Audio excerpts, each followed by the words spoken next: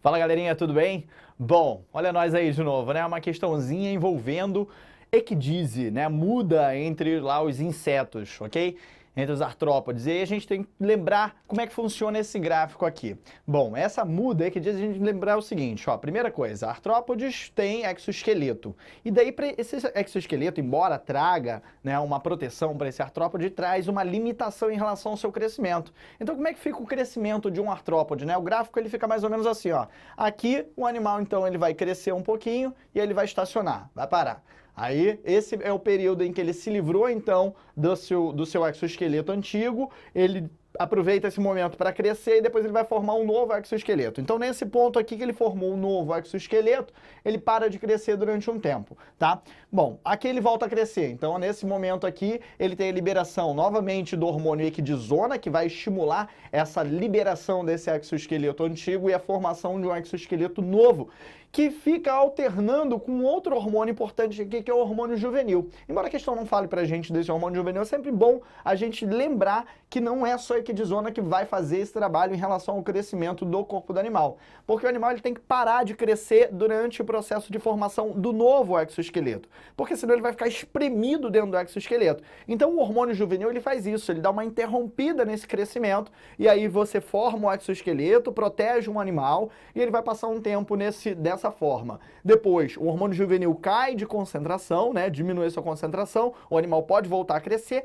mas ele só vai voltar a crescer quando a equidisona foi liberada novamente, porque daí ele vai estimular, né, a liberação desse exoesqueleto antigo. Beleza, então resumindo isso daqui, a questãozinha fala pra gente desse processo de muda, desse processo de equidise, e aí ela fala, né, da descoberta de uma substância, de um hormônio vegetal, né, o brasinosterol, que pesquisas mostram que ele poderia ser utilizado, né, na agricultura. E aí a questão quer saber exatamente isso da gente. Qual é a vantagem de se usar, né, esse hormônio vegetal na agricultura? Bom, se a gente pensar o seguinte, as pragas, né, por exemplo, gafanhoto. Gafanhoto pode devastar uma vegetação inteira, uma plantação inteira, né? Uma chuva de gafanhoto lá vai poder destruir aquilo tudo. O gafanhoto, ele é um animal daquele grupo dos hemimetábolos, né? Então ele faz uma muda, ele é um pouco diferente do que ele era na sua fase inicial do desenvolvimento, tá? Então a transformação dele não vai ser tão significativa assim, mas ele vai fazer a muda. Existem os animais, né, holometábolos, que são aqueles que quando têm ali, né, o seu início do desenvolvimento, eles são muito diferentes do seu final, por exemplo, borboleta, né? Borboleta, então você tem lá a lagartinha, tal, que entrou no casulo e vai terminar a sua metamorfose e vai ser um animal completamente diferente, com uma morfologia completamente diferente do que no início, tá certo? E existem os animais que também são ametábolos, são aqueles que não se modificam, como por exemplo a traça do livro. Então se a gente pensar, por exemplo, né, numa praga, de que maneira a gente poderia obter vantagem utilizando esse hormônio vegetal para combater uma praga? Bom, a gente deve lembrar o seguinte, a questão fala pra gente que o brasinosterol ele tem uma estrutura semelhante à equidisona, só que ao invés dele estimular o processo, ele vai inibir o processo. Então aqui a gente tem o receptor de equidisona lá na célula do animal, ok? E esse receptor, como ele tem um certo encaixe semelhante, né? Aqui a estrutura do brasinosterol é semelhante da equidisona, quando esse cara se liga aqui, o efeito não vai ser de estímulo, e sim de inibição. Então a inibição vai fazer com que o receptor não trabalhe. Se o receptor não trabalha, eu não consigo mandar uma mensagem para dentro da célula para estimular a célula a conseguir, né, realizar as suas funções metabólicas para iniciar o processo de muda, de equidise. Qual a consequência disso? A consequência disso é que o animal não vai crescer. E se o animal não cresce, ele não vai representar um perigo grande para aquela vegetação, para aquela plantação naquele momento,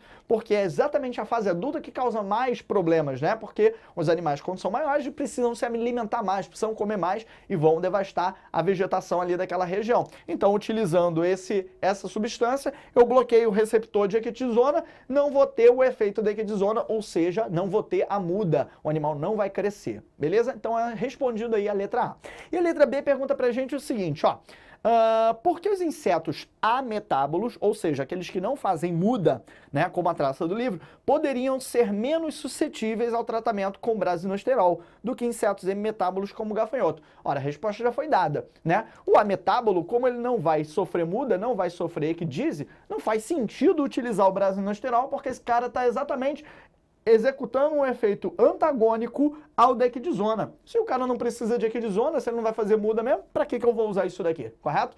Então é isso, né? Como o animal não faz muda, não faz sentido a utilização do anisosterol, vai ficar irrelevante, beleza? Então é isso aí, um abraço, até a próxima e a gente se encontra.